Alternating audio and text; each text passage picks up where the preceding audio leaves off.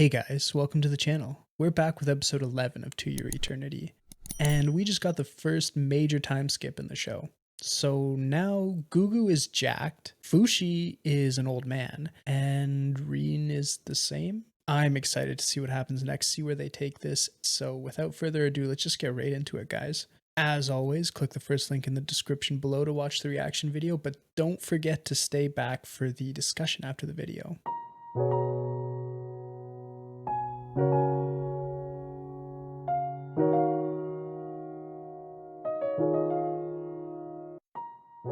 Okay guys, welcome back to the discussion if you just come back from the reaction video. They had to leave us on a literal cliffhanger in that episode, didn't they?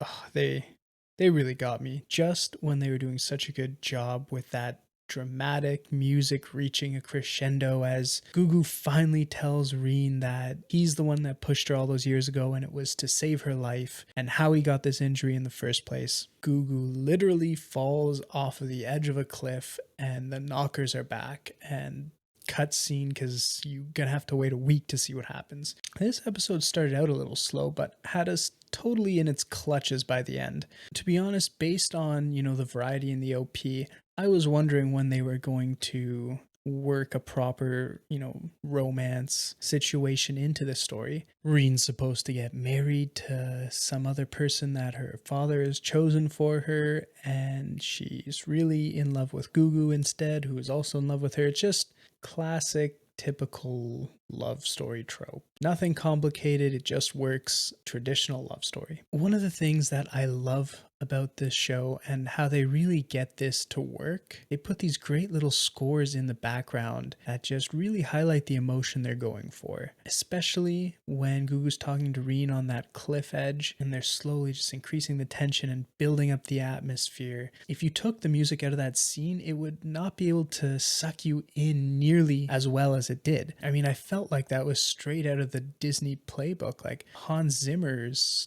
directing the music in this or something. It's like the Lion King, I don't even know. But in this anime adaptation, they definitely hit the music spot on. The other way that this show does a really great job in, creating tension in order to build suspense to finally have it released at the end is through the use of dramatic irony.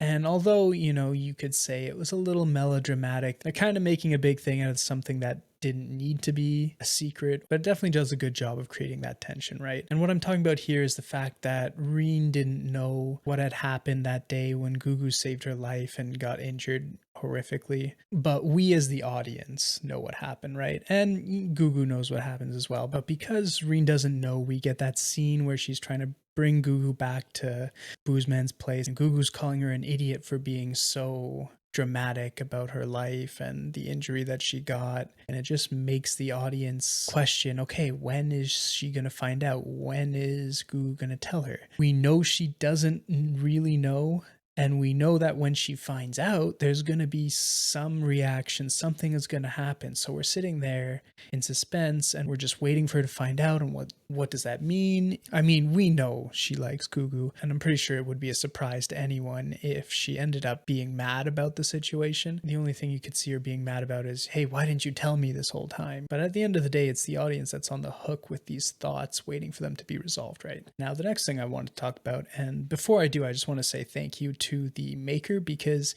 he is giving me tons of great content to talk about every week in these discussion videos. Of course, he doesn't disappoint this episode either, right? So he's filled us in with the reason why Fushi has aged, and it's because he never transformed. In the last 4 years that have time-lapsed, he didn't change into any of his other forms, not even once. The reason that Fushi wanted to do this, the maker said, was because he wanted to experience life like a human would. So he didn't want to have to change forms, and he didn't want to create anything either. But because of this, because he didn't change forms, he never regenerated, and that's the reason why his body aged. So presumably, if he ever changes forms, he could be regenerated back to the younger version of the boy, or maybe he could choose to regenerate back into the aged version. But the maker didn't leave us with just that. The maker also mentioned that he thought human life was mundane and full of repetition. Because of this, there was little to gain and not much stimulation, really. Now, while I think that is true of, day-to-day life living as a human. I don't necessarily agree with the way that the maker has said this point. Maybe it's a translation issue, but he makes it seem that humans in general are this way. They don't live lives that have a lot of stimulation, but that doesn't make any sense because humans in human life are obviously what are going to give fushi the most and the highest level and quality of stimulation, simply because humans are the most advanced species. I mean, who knows what kind of supernatural beings are on this planet? That's true. Maybe there are some other species that are just as intelligent and can provide different stimulation to fushi, but the issue is more about moving on. Once you've learned what you can from the humans that you are around now, you got to keep it moving. You can't stop in one place and become stagnant, because you have to move on to the next group of humans and learn their ways and then move on and move on. And in Fushi's case right now, he's being pretty stagnant, and we even get a physical representation of this. In the last 4 years, the only thing that's changed about Fushi is he's gotten some chin hairs. Meanwhile, Gugu has grown so much and become stronger both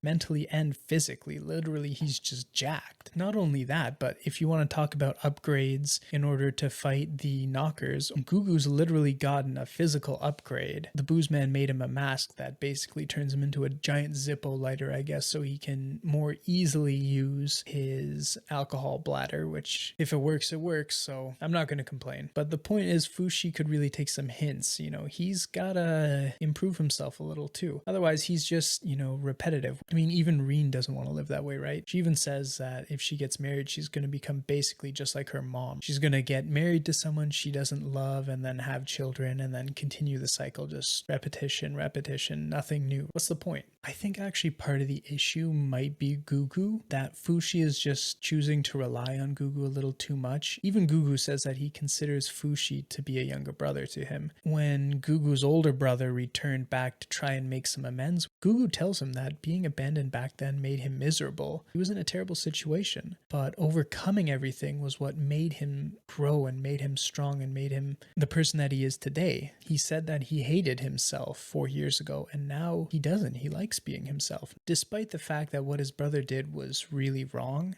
it ended up pushing Gugu, and it was because he did that Gugu was able to grow and become as strong as he is today. And not only that, but it allowed him to have all of the things that he's grateful for today, including Fushi, the old man, the old lady, and Rean. If Gugu's brother hadn't abandoned him all those years ago, he might still be selling vegetables in the market and working in the fields. So in that same sense, Gugu is the older brother to Fushi. Because they're together, because life is good and everything's going well, Fushi has no need to grow or make himself stronger. And we can see that in all these years, Fushi hasn't done anything. I mean, this is what the maker's talking about, right? And I think it's funny that Fushi remembered that line Parona gave to him. Your life isn't something given to you. It's for you to win for yourself. I think Fushi might need to take some of that advice himself. Well, I think that just about does it for this episode, guys. I can't believe that they left us with pretty much the exact same cliffhanger as they did last episode. The knocker comes right at the end of the episode. Classic, really. But hey, hopefully the payoff next episode is going to be good.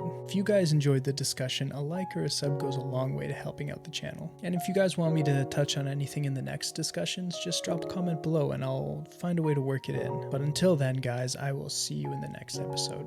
Take care.